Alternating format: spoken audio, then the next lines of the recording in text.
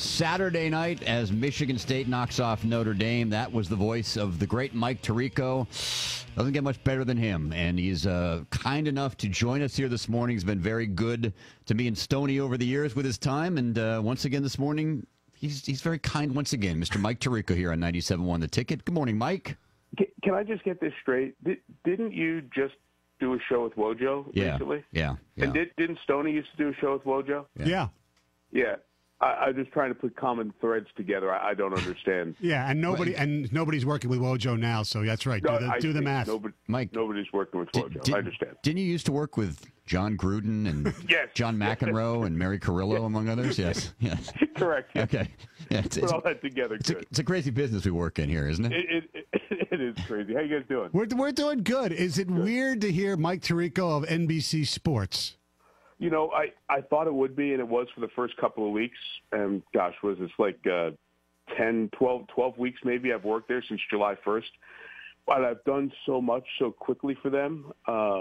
It's starting to sound very familiar. And it's nothing against the 25 years at ESPN or the people who are there. I still stay in touch with a lot of them. But being involved in the Olympics and jumping right into the Notre Dame football and the Sunday night stuff, I feel like I've been there for 2.5 years, not 2.5 months, to be quite honest. Did you have a little bit of I don't know, the shakes withdrawal during Monday Night Football? Did you think like Chucky was going to call you or whatever?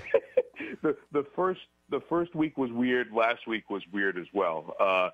You just kind of go, you work with everybody knows you work with people for a long time. You try to think like them, and I'm watching the game against the Eagles, and it's becoming a blowout. The Bears and the Eagles, it's becoming a blowout. Like, okay, where are they going to go? What are you going to do? Because that's what your mind would think early in the fourth quarter. And it is strange, but it was kind of odd. I was looking around the house. I asked the kids and my wife, I said, "What do you guys do on Monday nights?" wait. So this is what America does. They watch football games on Monday night. This is a really cool thing. They should try this. This is a lot of fun. Yeah, so I haven't done it in years, so it was really really fun to do. We sit there and say, "God, these games are starting too late. We have to get up early in the morning." That's you guys. But you're right. About 11:30, I go, okay, Van Pelt show is on. Am I going to make it through that? I don't know. Yeah. Mike Tirico joining us here on 97.1 The Ticket. But real quick, Mike, before we get to Notre Dame and Michigan State, the news this morning, the Lions have lost Ameer Abdullah, maybe for the year. We don't know.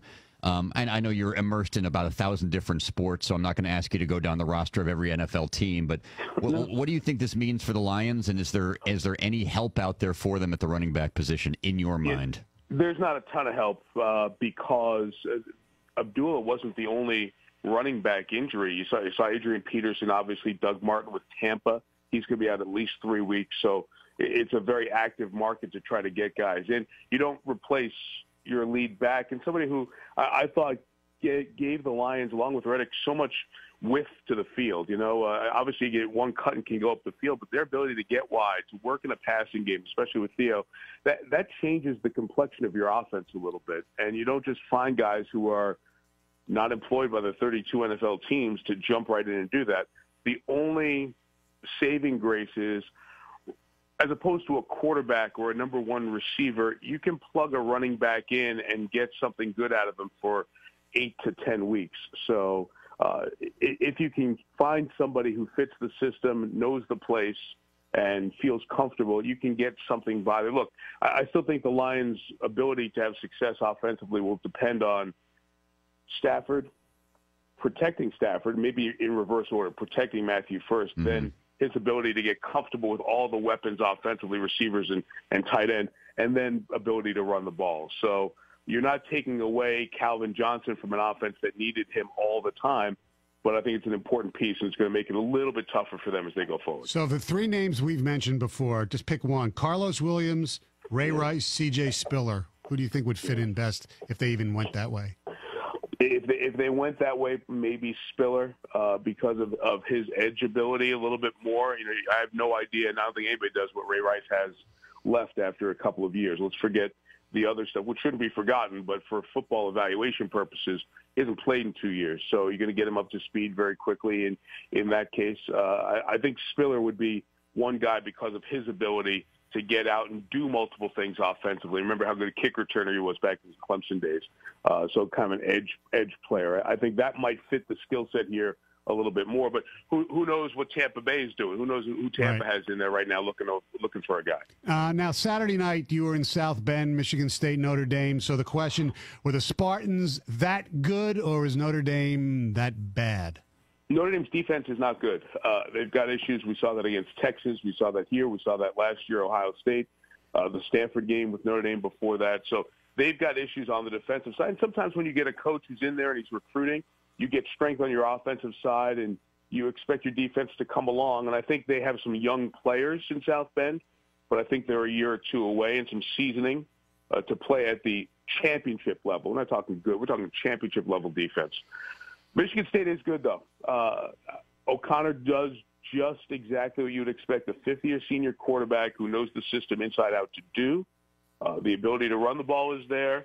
Corley made an outstanding play in his first road game. It's not going to be too big for him, not just a kid who was on campus in East Lansing from January, but someone who's got some great talent as well. They've got that position's going to be good for a while, I think, at Michigan State, as it has been over the years. So I think the Spartans are good. You know, we know how the schedule lines up for them with where the Wisconsin, the Ohio State, and the Michigan game are. So they will have a chance here to be the first or second best team in the side of the Big Ten, and that continues just what is a great run. I thought the best thing we did in the game in terms of perspective on where Michigan State is the teams here in the circle that they recruit against often, Notre Dame, Michigan, Ohio State, the top 5 in all-time wins.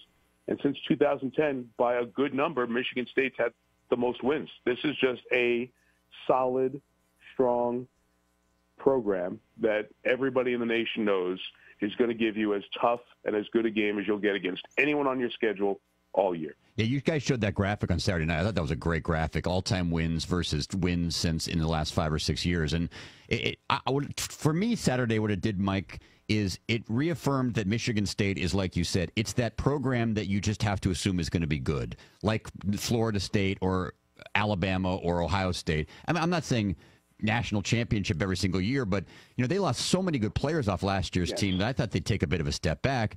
And watching the game on Saturday, to me, it's like, okay, no, they're just going to reload because they're Michigan State, and I think that's the assumption people have to now make about that program. Right, and we've got to put the caveat: we're 2 weeks into the season for them. It's only their second game. Wisconsin will test them in a different way. You know, they don't have to go on the road and play anybody unbeatable anymore. They've got their toughest road game out of the way, so advantage for them for sure in that regard. Now, do I know if their corners are going to hold up against Michigan and Ohio State? I don't. I don't know. I don't think they know. But they're going to have some time to build here along the way. Look, what Coach D has done is phenomenal. I think everybody who's a Spartan fan knows where the program was. Mark told us, you know, people told him it was a dead-end job. It was a graveyard. He used that quote in his press conference to be introduced, when he was introduced 10 years ago.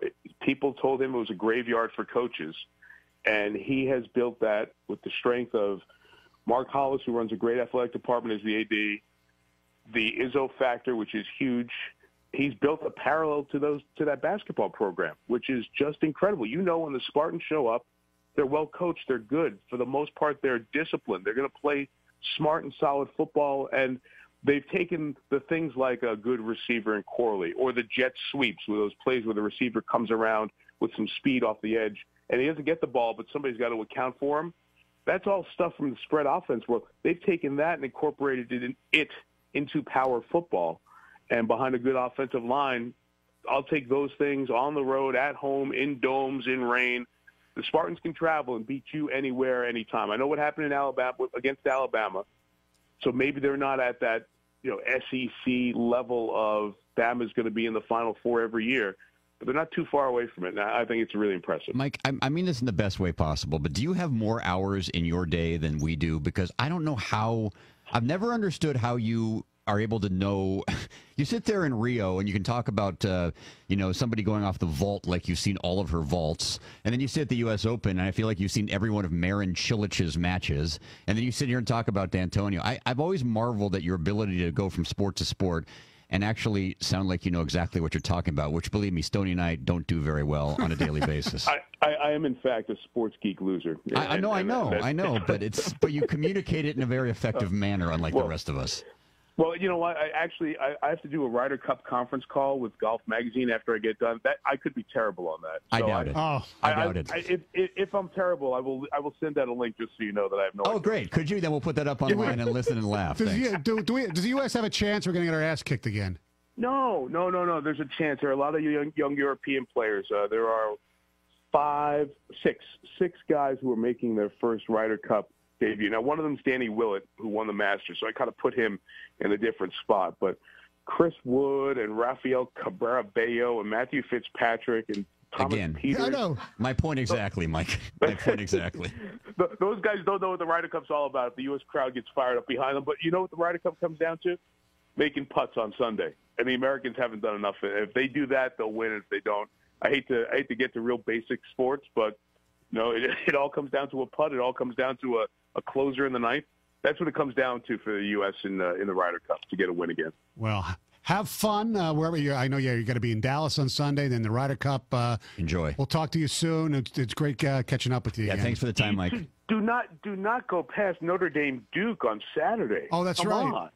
One of the great rivalries of smart people in the history of smart people. Well, Duke lost the first of their back-to-backs against smart people last week against Jamie's alma mater. That's right. That's right. The smart boy. Matter of fact, I'm watching the Wildcats and the Blue Devils this morning. That was my after the kids get to school morning. So there it is. I should be listening to you, but I'm not. When I get in the car tomorrow morning, I promise I'll be listening. Mike, we appreciate it. He even lies well. We appreciate that. Thanks, Mike. Good talking to you. Thanks. Good seeing you guys. Talk to you soon. All right, Mike Tirico, the great Mike Tirico, now of NBC Sports, joining us here on 97.1.